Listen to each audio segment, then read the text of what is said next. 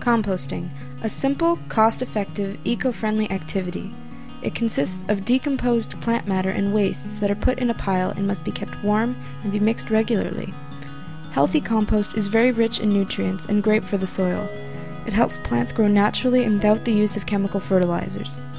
Compost can be used for gardening, landscaping, and agriculture. However, according to Statistics Canada, only 27% of Canadian households compost.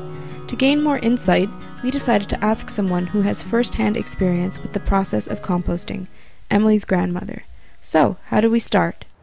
I save some of my leaves, and I save the grass clippings, and I keep them dry.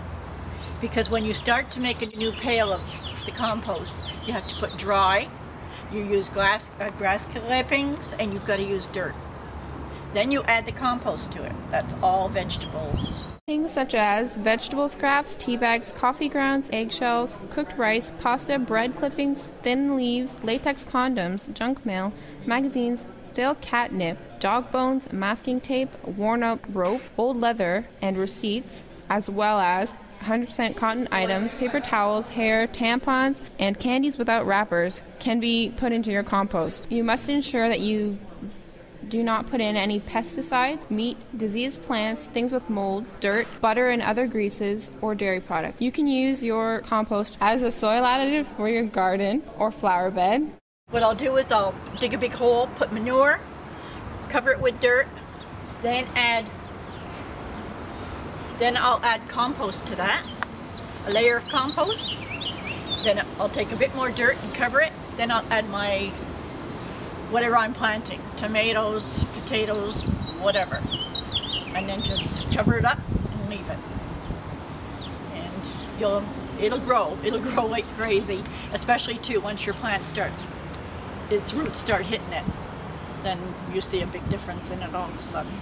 Mm-hmm. So how long have you been composting? Oh boy. Oh, for the last 15 years. Yeah? Oh yeah. I've always done it.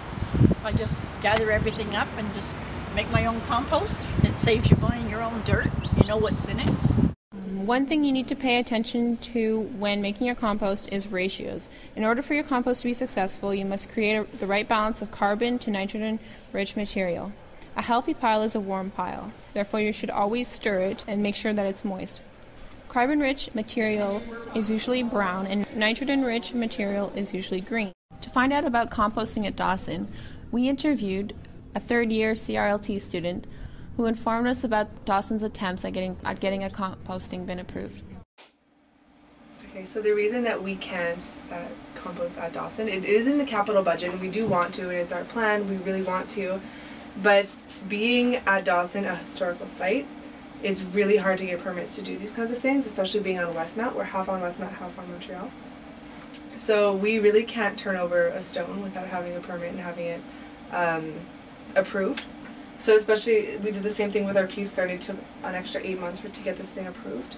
Composting allows us to recycle essential nutrients and give it to plants.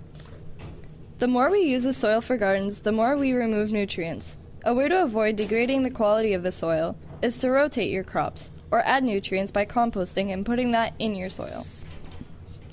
Although composting can take years to make, it's very beneficial and replenishes the nutrients by 100%. Everyone is capable of composting.